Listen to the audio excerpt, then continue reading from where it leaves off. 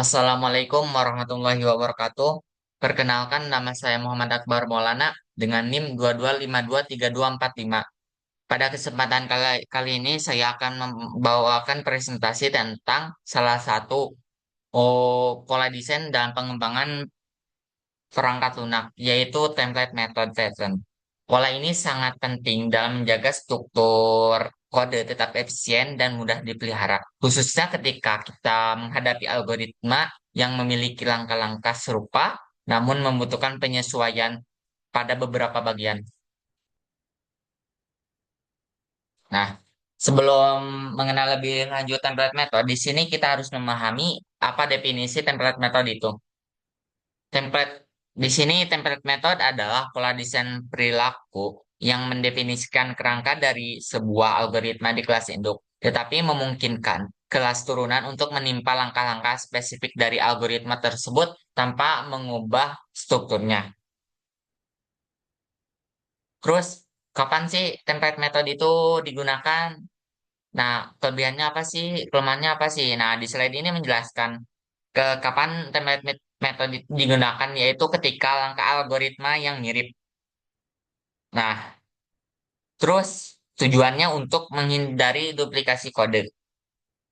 Nah, misal gini nih, kalau misal seperti ada studi kasus nih, proses membuat aplikasi. Nah, untuk proses pembuatan minuman kan, itu kan ada langkah-langkah yang umum kan. Namun kan, eh, namun bahan yang digunakan kan itu bisa berbeda kan. Nah, dengan template metode ini kan kita bisa menghindari duplikasi kode dan membuat kode lebih mudah untuk dipelihara. Nah, kelebihannya yaitu untuk memfasilitasi penggunaan ulang kode. Nah, kita bisa menyimpan langkah-langkah umum di kelas induk dan hanya menimpa langkah-langkah spesifik di subkelas. Terus yang kedua itu pemeliharaan mudah. Nah, perubahan pada algoritma hanya dilakukan. Maksudnya ini perubahan algoritmanya kenapa mudah? Perubahan algoritmanya yang dilakukan di kelas induk sehingga lebih efisien dan mudah lah. Terus yang ketiga tuh ekstensi fleksibel. Subkelas dapat menimpa langkah-langkah tertentu tanpa harus mengubah keseluruhan algoritma. Nah, di sini juga ini ada kelemahannya. Yang pertama, ada kelemahan template metode ini. Nah, yang pertama itu keterbatasan subclass. Subclass hanya bisa menimpa langkah-langkah tertentu, tidak bisa mengubah keseluruhan struktur algoritma. Terus sulit dipelihara jika banyak langkah. Template method dengan banyak langkah bisa menjadi kompleks dan sulit dipelihara. Terus yang ketiga itu overhead. Untuk kelas abstrak. Maksudnya itu ketika kita menggunakan kelas abstrak bisa menambah kompleksitas jika variasi algoritma tidak terlalu banyak. Nah, pada slide ini saya akan menjelaskan latar belakang masalah yang sering terjadi dalam pengembangan aplikasi, khususnya pada algoritma yang memiliki langkah-langkah yang sama tetapi memiliki detail yang berbeda, seperti pada studi kasus pembuatan minuman. Langkah-langkah umum teman-teman mungkin pasti tahu lah, pembuatan minumannya itu langkah-langkah umumnya merebus air dan menuangkan air ke cangkir. Nah, namun kan, bah, eh, namun bahan yang ditambahkan kan pasti kan itu berbeda kan. Eh, Mungkin pakai teh, pakai kopi atau coklat. Nah, masalah masalah yang sering dihadapi kan adanya duplikasi kode ketika langkah-langkah umum ditulis berulang kali setiap kelas. Seperti teh maker, kopi maker, dan coklat maker. Nah, duplikasi kode ini membuat aplikasi lebih sulit dipelihara dan memperbaharuinya. Oleh karena itu, kita membutuhkan solusi yang efisien. Nah, solusinya apa sih? Nah, solusi untuk masalah ini adalah dengan menggunakan template method pattern. Pola ini memungkinkan kita untuk mendefinisikan langkah-langkah umum di kelas-kelas abstrak, menyesuaikan langkah-langkah spesifik di subkelas, seperti menambahkan bahan utama dan bahan tambahan. Dengan begitu, kita menghindari duplikasi kode dan menjaga fleksibilitas.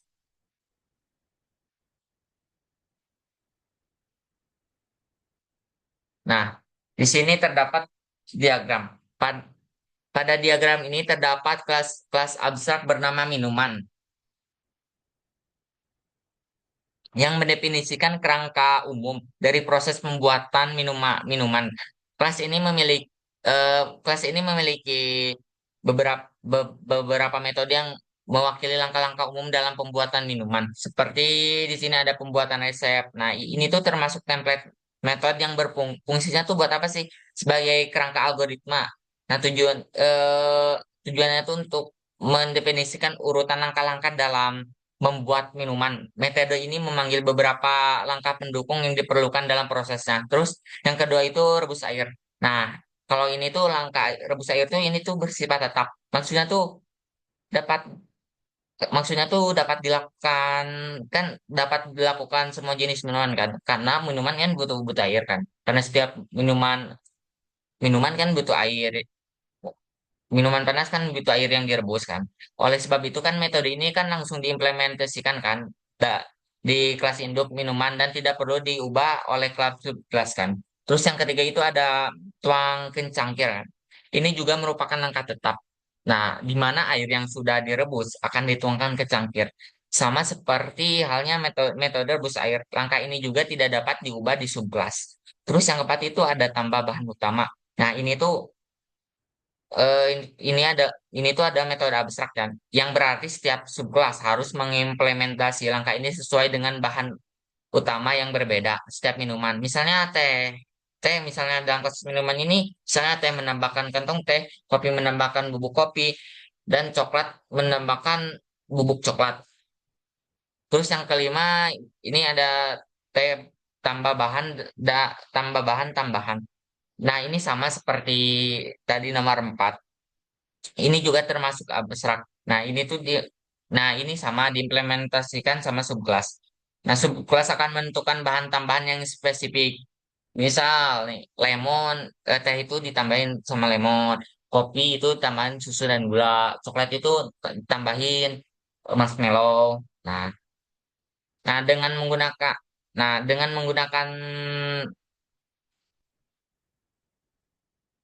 kelas abstrak ini, it, eh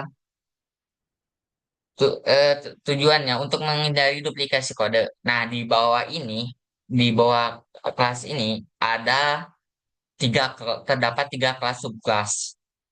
Ya, masing-masing subkelas ini menimpa metode abstrak tambah bahan utama dan serta tambah bahan tambahan. Ada teh, kopi, sama coklat. Nah, tujuannya apa sih? Ini tuh agar aplikasi tetap fleksibel. Terus kalau misalnya kita mau menambahkan jenis minuman baru, it, eh, nggak perlu repot-repot kan, nggak perlu repot-repot lah. Itu tinggal membuat subkelas baru kan, tanpa menimpa metode kode yang harus metode yang diperlukan kan. Nah, di sini ada komponen dan penyusun. eh Kelas abstrak minuman. Nah, perannya apa sih? Ini tuh sebagai pondasi dari template method pattern dalam studi kasus ini. Nah, di kelas ini mendefinisikan langkah-langkah umum dalam proses pembuatan minuman dan memungkinkan subkelas untuk mengimplementasikan langkah-langkah spesifik. Nah, seperti ini kan ada buat resep kan. Ini tuh termasuk template method ya, yang tadi udah dijelasin di struktur. Nah, nah ini tuh tujuannya tuh untuk mendefinisikan urutan langkah-langkah yang harus diikuti dalam pembuatan minuman ini. Seperti memanggil rebus air, tuang ke cangkir, tambah bahan utama, tambah bahan tambahan. Nah, terus yang kedua itu rebus air. Ini tetap, langkah ini tetap. Mu- karena jenis, semua jenis air kan pasti, semua jenis minuman kan pasti butuh air kan. Oleh karena itu kan implementasinya kan langsung diberikan di kelas abstrak minuman dan tidak perlu diubah oleh subkelas kan. Terus kayak yang ketiga itu ada tuang ke cangkir. Nah, ini sama halnya sama rebus air tadi tetap ketika kita merebus air kan itu pastikan menuangkan ke cangkir kan bersifat tetap dan tidak memerlukan perubahan oleh subkelas kan. Nah, ini juga langkah ini kan langsung di kelas induknya.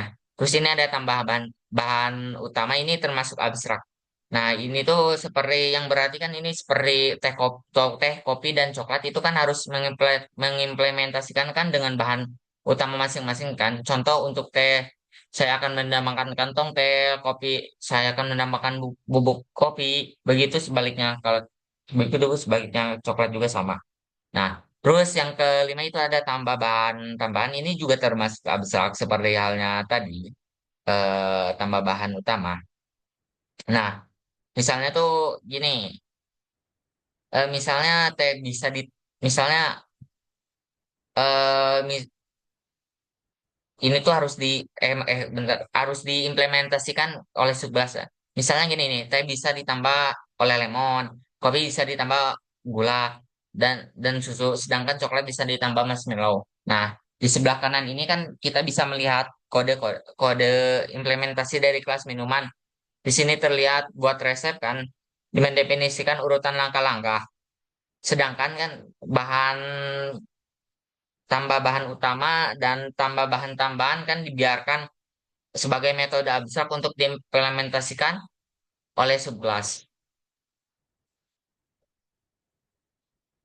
Terus, nah di sini slide ini menjelaskan tiga subkelas, ya teh, kopi, coklat. Setiap subkelas ini menimpa metode abstrak tambah bahan utama dan tambah bahan utama dan tambah bahan tambahan. Nah, nah di kan kan ini kan dapat dipastikan kan kalau misalnya merebus air yang tadi udah dijelaskan dan menuangkan cacing kan langkahnya kan sama di semua subkelas kan. Sementara kan langkah-langkah yang berbeda kan seperti menambahkan bahan utama dan tambahannya kan berbeda kan. Kalau lemon kan ini menambahkan kantong teh, kalau teh kan menambahkan kantong teh. Terus kalau misalnya lemon kan ini kalau teh kan ini tambahannya lemon. Nah, begitu pun sebaliknya ke bawah. Nah, Nah, ini kan pada kode ini kan dapat dilihatkan bagaimana setiap subkelas menimpa metode tambahan bahan utama dan tambahan bahan tambahan. Kan ini menunjukkan fleksibilitas dari pattern ini yang memungkinkan setiap subkelas mendefinisikan perilaku unik sendiri tanpa mengubah alur umum dari proses pembuatan minuman. Nah, output yang dihasilkan di sini terlihat dari penamaan template metode pattern ini eh, eh, polanya ini bagaimana polanya ini bekerja dengan baik untuk menjaga konsistensi langkah-langkah umum serta memungkinkan perbedaan langkah-langkah yang spesifik untuk setiap jenis minuman kan. Misalnya ini pada jenis teh merebus air, menuangkan air cangkir, menambah kantong teh, menambah lemon. Nah, hal seru sama halnya sama terjadi pada kopi, sama halnya terjadi pada hal membuat kopi dan membuat teh, membuat coklat. Nah, template method pattern ini eh, gu- kan gunanya kan ini kan udah terbukti menjaga struktur algoritma tetap sama untuk semua jenis minuman. Sambil mm, nah dan untuk menghindari duplikasi kode dan menjaga fleksibilitas kode kan. Nah, karena kan ini hanya perlu menimpa bagian yang spesifikan tanpa mengubah keseluruhan alur dan algoritma. Jadi lebih fleksibel dan efektif. Nah, mungkin jadi kesimpulannya template method adalah pola desain yang sangat berguna dalam menjaga kerangka umum. Sebuah algoritma tetap konsisten sambil memberikan fleksibilitas bagi subclass untuk menimpa bagian-bagian yang spesifik. Mungkin cukup sekian presentasi dari saya. Mohon maaf bila ada kesalahan. Wassalamualaikum warahmatullahi wabarakatuh.